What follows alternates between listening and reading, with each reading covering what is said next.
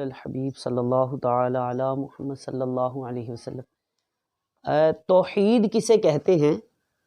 توحید کی تعریف اللہ تعالیٰ کی ذات اور صفات اور اس کی عبادت میں کسی دوسرے کو شریک نہ ماننا، یہ توحید کہلاتا ہے۔ یعنی جس طرح اللہ تعالیٰ ہے اس طرح کسی کو خدا یعنی عبادت کے لائق نہ ماننا، اور علم اور سماعت اور بصارت وغیرہ جیسی صفات اللہ تعالیٰ کی ہیں ایسی صفات کسی کی نہیں۔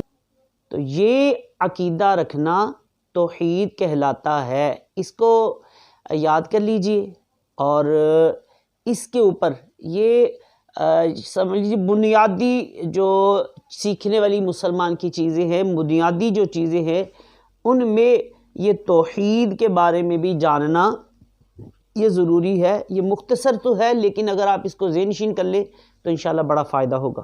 انشاءاللہ میں آپ کو آگے بھی کچھ تعریفات عرض کرنے کی کوشش کروں گا۔